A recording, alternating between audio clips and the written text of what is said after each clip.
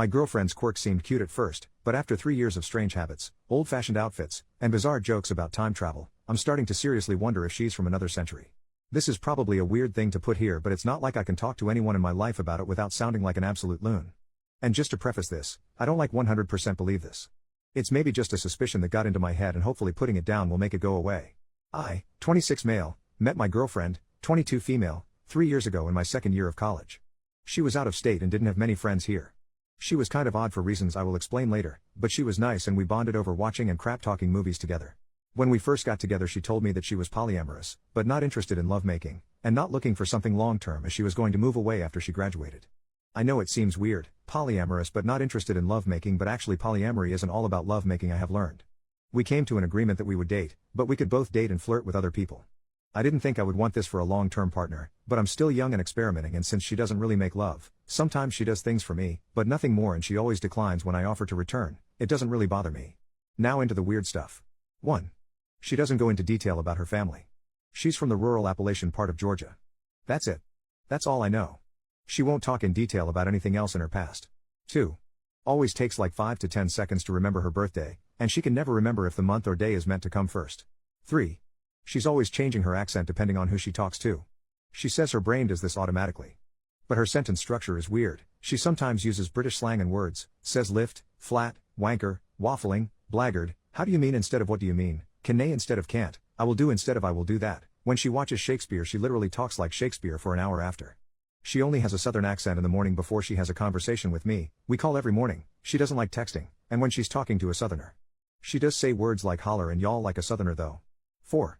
She doesn't wear modern clothes. She wears corsets and slips, and instead of bras and underwear, like there is nothing on her legs, she just wears a short dress under her corset. Unless she is wearing men's clothes, and then she wears old-fashioned looking men's underwear, always has multiple layers of petticoats and dresses with styles from all different times, like I'm talking vintage 50s to medieval. 5. When we watch historical movies, she's always pointing out flaws of the accuracy, but it's not big historical events, it's stuff like metal wouldn't have been used for that until X year, why are her laces in the back, that's not really a thing in that era, that's not how Christmas was celebrated back then, that cutlery is inaccurate for the time. She's too old to have her hair down. 6. Doesn't shave. Don't get me wrong, that's her choice, I just thought it was a little odd. Claims that it is a modern invention, shaving the body. Save for working women with lice. Why does she know that? And by modern invention she means the 1920s. 7.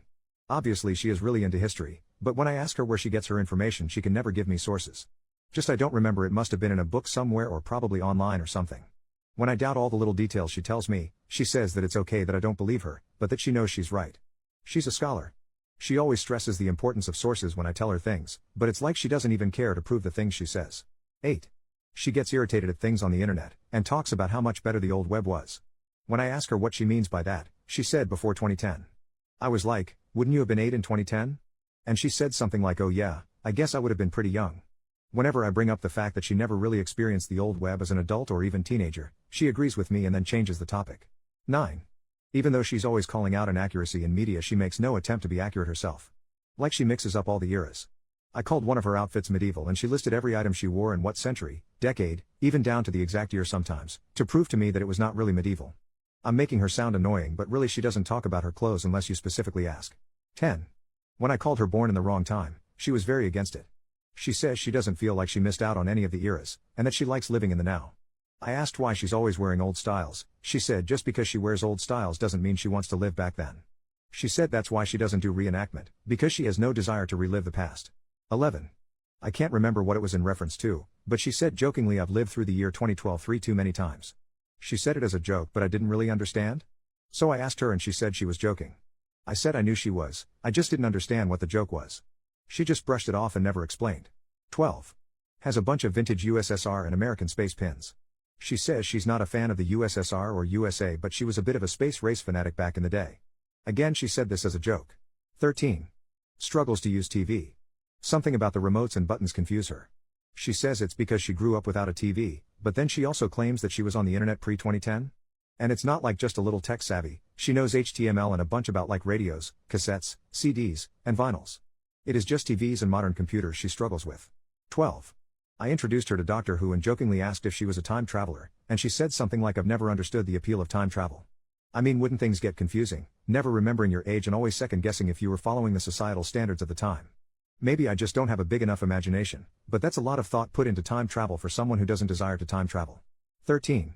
She was making a comment on trans issues, said something like back in the day you could cross-dress and everyone just assumed you were that gender, it didn't take a lot to pass. I asked back in what day? And she was like pre-1850s. I asked her where she heard this because it sounded silly to me, like I'm not transphobic or anything but I can tell what gender someone is by their facial features. She said something like well, we told it by the clothes. I was like, we? And she was like by we I mean humans pre-1850s. Not like I was actually there. I said what if you were actually there and you were actually a time traveler, and she said something like I would probably have been a nun. No need to tell the men from the women in the nunnery? Where did that come from? I was like what's that all about? And she was like nunneries were the original sororities. Everyone thinks it's all holy but really it's mostly lesbians. It's not sodomy if there's no schlong. Where is she getting this? 14. Speaking of cross-dressing, she does a lot. She wears men's historical fashion. I am straight so I see her as a woman, but she told me that she was really agender. I asked why she didn't tell people that she said it's not that I'm not a woman, the definition just changed. I'm a woman of the old standard and most people assume I'm a woman, so I let them. I asked if she would prefer I use other pronouns than the girl ones, and she said that she didn't really care either way. I'm not really into gay stuff, like I have gay friends so I know more than the average heterosexual guy but they don't really talk about gender and stuff so maybe that's not really that odd but it seemed odd to me. 15. And probably the weirdest thing, she's 5 feet 5 inches and average looks skinny, but weighs probably like 150 to 175? That's just an estimate from when I pick her up. When I comment on this she says she has dense bones. What does that mean? She looks slightly underweight if anything, so why is she technically overweight? There's other stuff too but that's all I can think of off the top of my head. I just had to vent because it's getting to me. If anyone has any advice or similar experiences feel free to comment. Update 7 hours later, I decided just to accuse her of time travel. Literally just called her, and opened with I know you're a time traveler. She laughed and asked what the heck I was talking about, and I told her okay I don't really think she's a time traveler, I just think she had been keeping things from me. I asked her if she was lying about her age. She got serious and asked me to come over because she didn't want to talk on the phone. Obviously, part of me was hoping she was going to reveal that she was a time traveler. Spoiler, she is not a time traveler. She told me that she has been lying about her age. She's 28, but started college older than usual because of a hard time getting out of her hometown, and felt like she missed out on her early adolescence. She regrets it but she had wanted to fit in. She told everyone she was 18 when she first got here, and now there was no going back. She was embarrassed to tell me because she had lied about it, and didn't know how to tell me the truth. She asked me what brought on the suspicion, and I showed her this post. She laughed for like 10 minutes and thinks it's very funny that my first thought was time travel, and expressed what you all have, that the oddities were just autism. She said she might not have a diagnosis, but I guess I've been community voted now. She explained everything I was curious about, and gave me permission to post it here. She grew up in a large family in rural Georgia. Her family were poor and had multiple addictions, her dad was an alcoholic, and were overall very neglectful. The community she grew up in was really behind in technology because of the poverty, and her family didn't have TV. She would spend lots of time in the local library just to be out of the house, where they had free internet access and lots of books. She found interest in historical clothing, and since she already knew how to sew due to her upbringing, modifying hand-me-downs, repairing clothes, she got really into it. She was always the least favorite of her siblings, not physically abused, but ignored. When she was older, she found out that she was intersex, and had a male private part that was removed at birth. She thinks that's the reason her parents ignored her more than the others. They were very religious and she thinks they saw her as a mistake in God's eyes. The bone density is probably related to her being intersex. As for the 2012 thing, it was a really traumatic year for her. She relives it a lot in her dreams. The sources thing, she says that it's important in academia, but she doesn't bother when it's just shitting on movie inaccuracies since most of it is stuff she learns for fun and then doesn't remember the sources.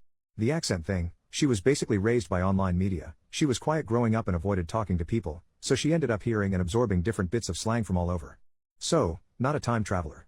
But she pointed out that if she was a time traveler, she could have told me all this to cover for it. I said if she was, it was a pretty genius cover story. Thanks for enduring my silly theories everyone. I needed this.